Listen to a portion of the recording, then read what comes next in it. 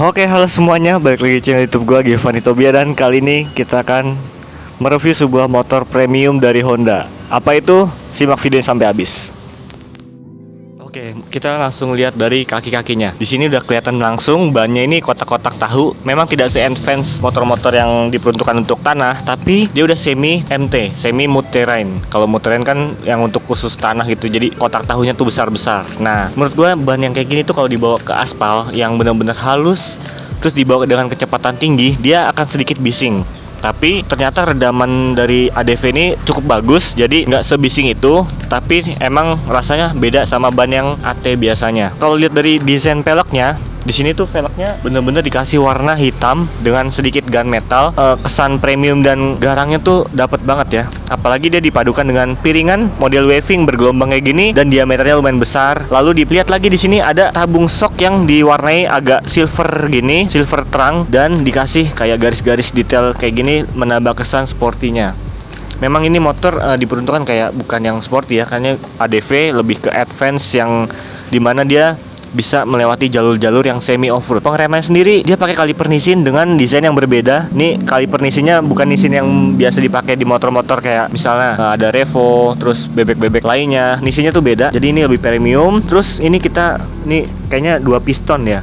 Kalau pada motor misalnya Karisma gua gitu, 2 piston. Dia itu bulat-bulat. Kalau ini enggak. Ini langsung lurus kayak gini. Jadi kita nggak langsung kelihatan berapa piston yang dipakai di motor ini. Tapi dia sudah mengadopsi sistem kombi brake system. Nah, dia ada 4 tipe. Ada yang standar, ada yang CBS apa gitu sama ABS, ada 2. Jadi ini tipe yang ketiga kombi brake, belum yang ABS. Nah, kalau dilihat dari travel suspension sendiri ini jauh banget. Jadi kalau kita ngelewatin jalan yang nggak rata itu bener-bener bisa diredam sama dia tuh sampai segini tuh. Udah lumayan, bener-bener cukup untuk dipakai harian. Apalagi treknya misalnya di daerah kampung halaman gitu ya, di daerah-daerah yang jalannya tidak rata, motor ini sangat cocok. Kalau lihat dari lampunya di sini ya, itu tumpukannya tuh garang banget. Apalagi di dekat lampunya dikasih warna dual tone dari warna solid mengkilat dan juga ini kulit jeruk dan warnanya kasar gini, kayak Raptor tapi bukan Raptor ya. Ini kulit jeruk yang bener-bener kasarnya tuh kerasa banget. Di samping-samping sini ada DRL warna putih yang bener-bener kalau nyala malam tuh kelihatan mewah banget. Apalagi motor ini sudah dilengkapi dengan sistem full LED. Dari depan lampu sen, lampu belakang sampai sennya juga udah full LED semua. Nanti kita coba nyalain. Terus di atas ini ada bagian visor. Kita lihat visornya kayak gimana. Oke, di sini ada dudukan plat nomor sedikit tadi ya, kita lupa bahas. Nih agak ke depan gitu, jadi mengarahnya ke atas gitu, tapi tetap kelihatan dari semua arah. Makanya dibikin agak naik segini. Nah, menurut gue ini udah pas penaruhannya. Terus di sini ada detail kecil warna hitam yang bertuliskan nama motornya ADV. Yoi, detailnya lumayan bener-bener detail gitu. Kalau kita dari visornya nih, ini visornya besar ya. Memang ukurannya mirip-mirip sama kompetitornya yaitu Yamaha NMAX, tapi bentuk visornya ini lebih sporty karena lekukan-lekukannya lebih tajam-tajam dan dia beneran bisa berfungsi atau bisa ada 2 settingan. Beda settingannya itu sekitar 7 cm kalau nggak salah ya. Koreksi kalau gua salah.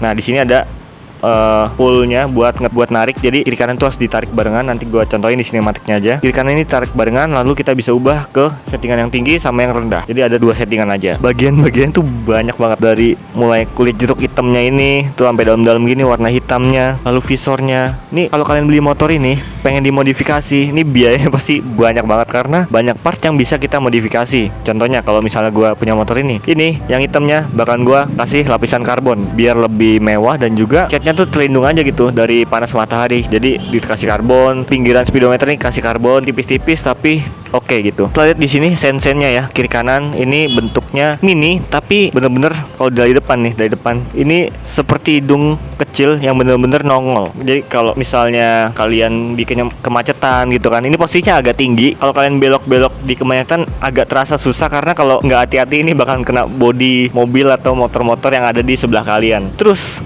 kita lihat di bagian laci kiri nih, di sini ada lacinya. Nah, bahas soal akomodasi dari motor Honda ADV 150.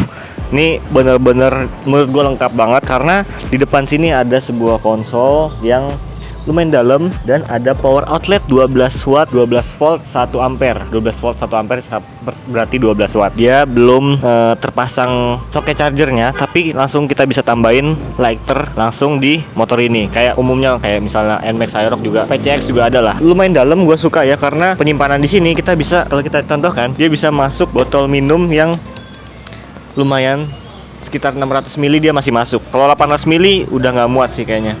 600 mili dia agak dipaksa untuk bisa masuk. Kalau ini kan sensor nih, bukan endorse soalnya.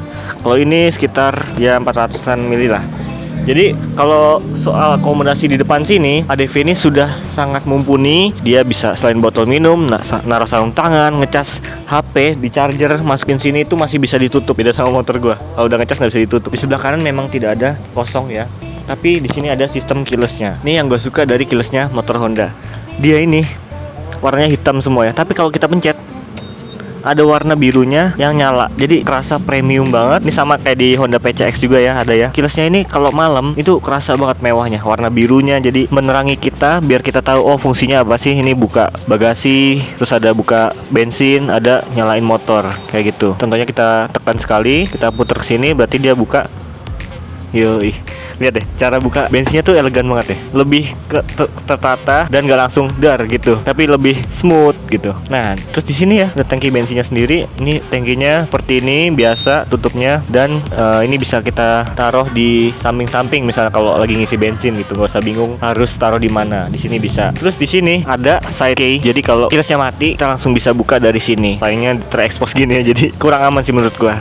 Oke, it's okay. Dan kita langsung bahas dari stangnya. Oke, di bagian stang kiri kita lihat ada high beam dan low beamnya. Nggak ada pass beam di sini. Dan kalau kalian perhatiin, motor ini kan depan belakang udah pakai rem cakram. Makanya dia tidak punya smart lock brake atau parking brake. Jadi kekurangan dari rem cakram itu dia nggak bisa masang smart lock di rem belakangnya. Beda sama Moge Matic ya, karena dia punya sling buat ke remnya. Kalau ini kan masih yang 150 cc, jadi tidak punya fitur itu. Tapi nggak apa-apa, rem depan belakang udah cakram. Dan ini ada sen, klakson, tombol-tombolnya juga enak ya, masih baru, masih grass. Jadi bener-bener gurih banget. Makanya beli motor di Daya Motor Jati Makmur. Terus stangnya ini memang tinggi dan bener-bener lumayan tegak lurus. Dari jaraknya itu bener-bener kayak lebar, jadi membuat kita posisi duduknya lebih sigap, lebih rileks juga, dan tentunya tinggi, bukan yang menunduk. Jadi ini nggak bakal pegel kalau buat touring. Di sini ada tulisan Honda, detailnya pakai kulit jeruk, dan lagi-lagi di sini ada warna silver yang gelap-gelap gitu deh.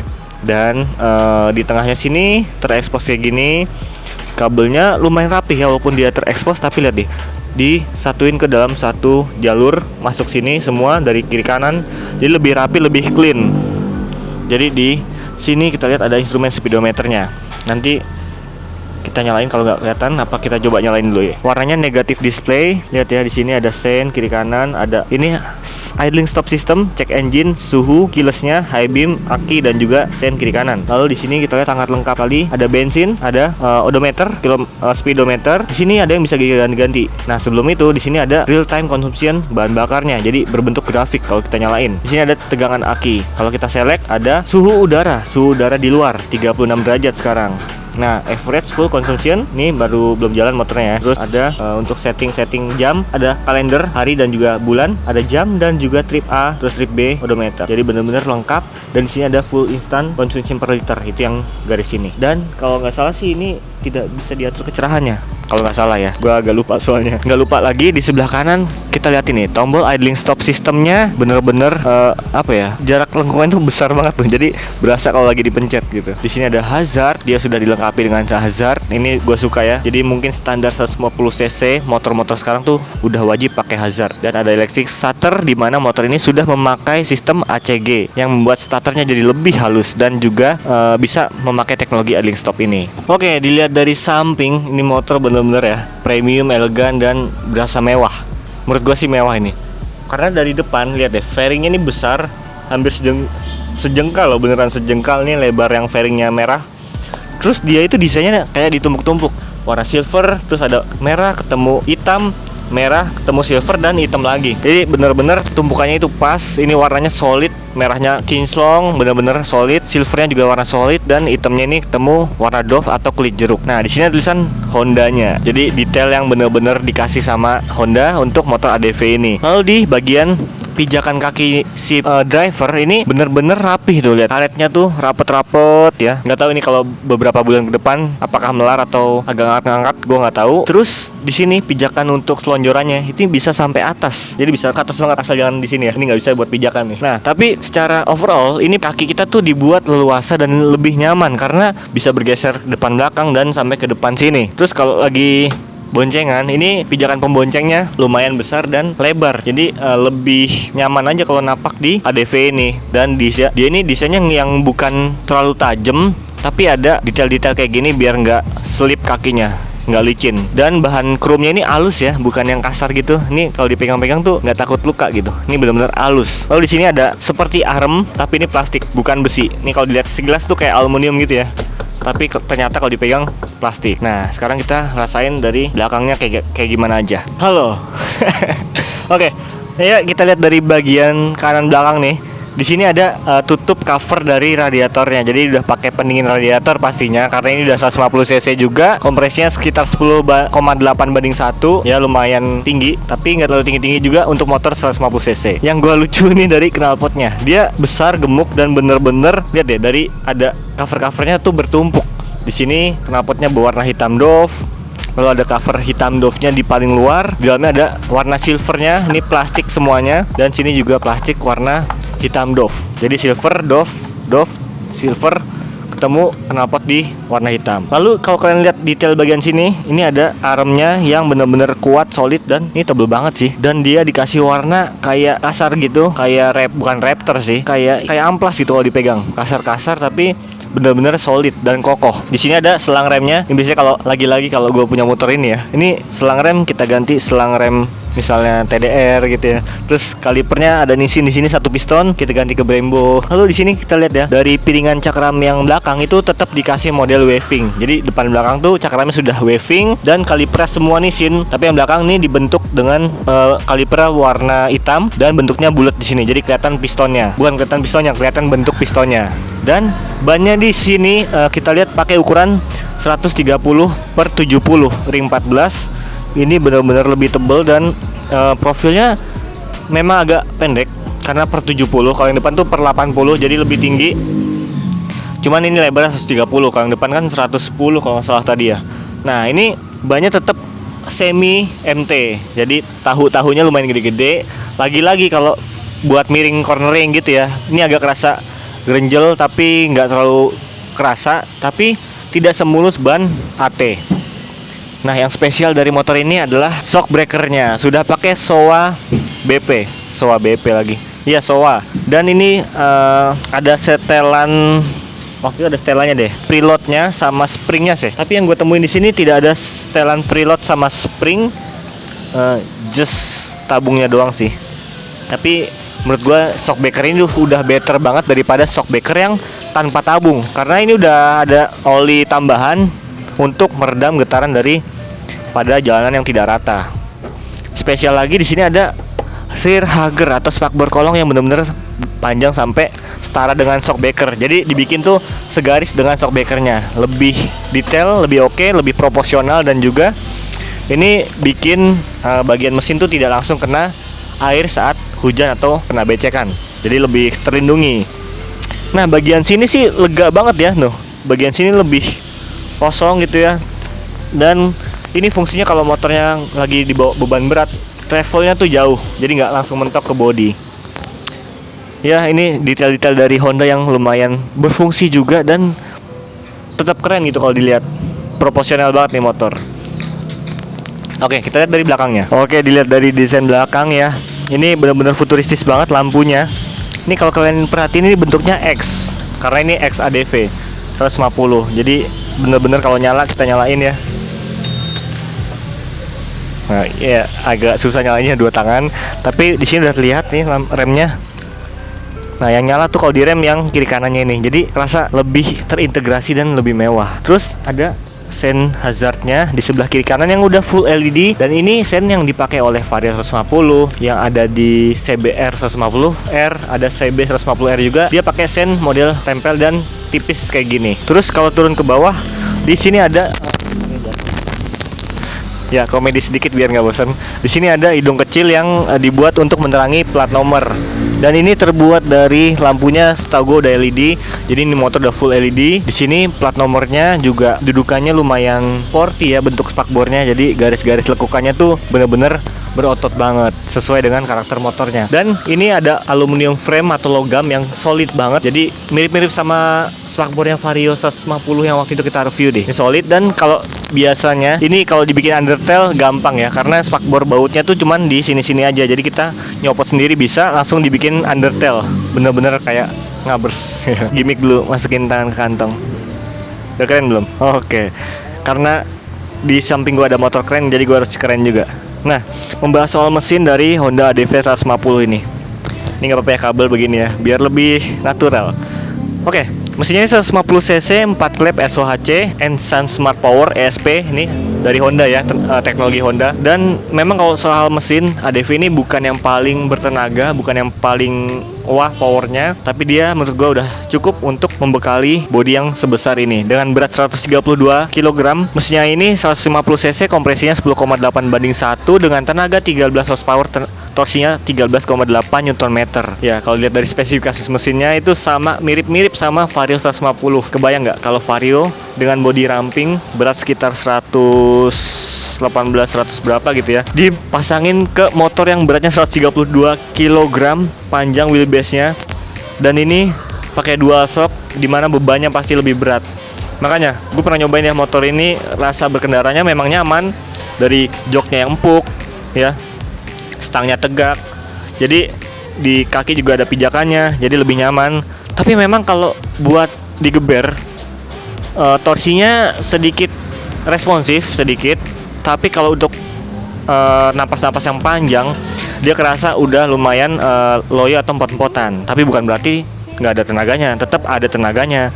Justru memang karakternya dibuat lebih soft, lebih ramah, dan tidak yang untuk ngebut-ngebutan.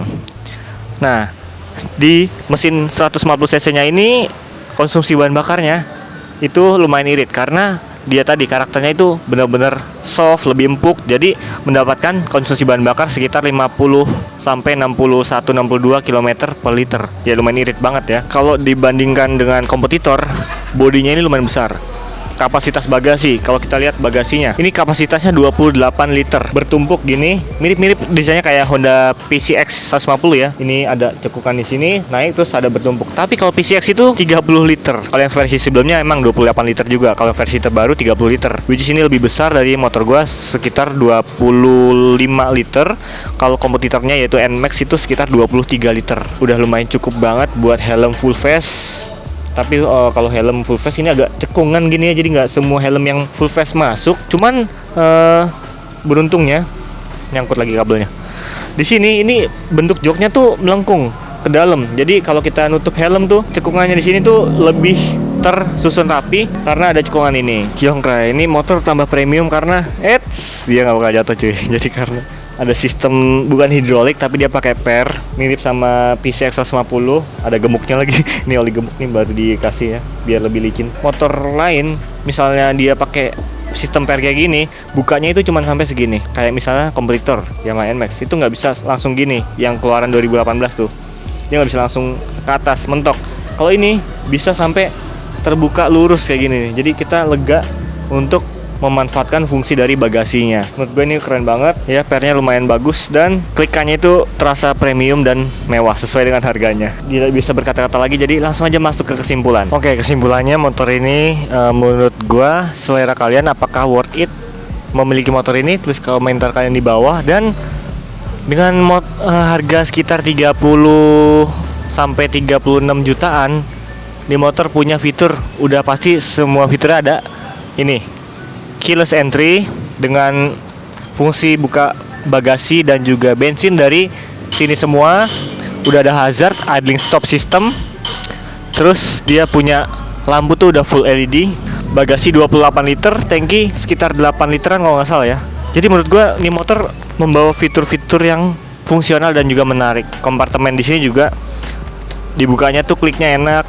Kapasitasnya memang tidak terlalu besar tapi cukup untuk menyimpan botol sekitar 600 ml. Ada power outlet 12 watt juga. Visornya bisa kita rubah dengan 2 settingan. Nih ya, speedometernya udah full LED dan juga full digital dan negatif display dengan 2 layer gini nih. Layer yang sebelah sini untuk fungsi-fungsi standar kayak yang tadi gue jelasin. Nah, jadi kalau misalnya kalian memakai motor ini peruntukannya memang untuk macet-macetan tidak selincah itu, tapi dia cocok untuk yang suka jarak jauh. Misalnya sering perjalanan ke kantor tuh sekitar 30 kilo, 25 kilo itu cocok untuk memakai motor ini karena tangkinya besar, bagasi besar, bisa bawa bekal, pakaian baju ganti kalau mau keluar kota sekalian gitu kan, langsung cabut, nggak perlu repot-repot naruh barang di mana. Dia juga konsumsi bahan bakarnya termasuk irit. Dan mungkin ini kalau gue punya motor ini, bannya gue ganti yang AT, yang all terrain, jadi yang lebih mulus, lebih bersahabat dengan aspal, biar nggak terlalu bising dan juga cengkeramannya lebih bagus di aspal. Oke, mungkin no comment lagi untuk sebuah ADV 150 karena menurut gue ini udah sangat cukup dari fitur-fitur yang ada. Jadi semua kebutuhan kita tuh sepertinya sudah terpenuhi dengan motor ini. Cuman ada satu yang gue notice tadi ya. Ini kalau lihat dari joknya, ini kalau ditekan-tekan gini kulitnya melar. Nah ini biasanya gue pernah lihat di VMAX apa T-Max kalau nggak salah. Ini kulitnya melar kayak gini. Cuman dia cepet robek. Jadi kalau melar kayak gini, kita sering rem dadak itu kan ketarik-tarik ya. Ini takutnya di sini cepet robek. Cuman nggak tahu kita tentang motor ini kayak gimana build quality-nya. Dan memang kalau kita lihat ini joknya terlihat tebal ya. Tapi karena balik lagi tadi ada cekungan di dalam, jadi kalau kita tekan kayak gini, ini kerasa mentok plastiknya. Jadi busanya emang tidak terlalu tebal, tapi bentuknya lebar dan dalam. Oke, mungkin segitu aja review Honda ADV 150 kali ini. Harganya sekitar 35 jutaan sekian lah. Kalian bisa langsung cek di situs resminya Honda. Dan kalian juga jangan lupa mampir ke Daya Motor Jati Makmur. Alamatnya ada di deskripsi di bawah. Dan kita ketemu lagi di video berikutnya. Thank you for watching dari awal sampai akhir. Peace out me.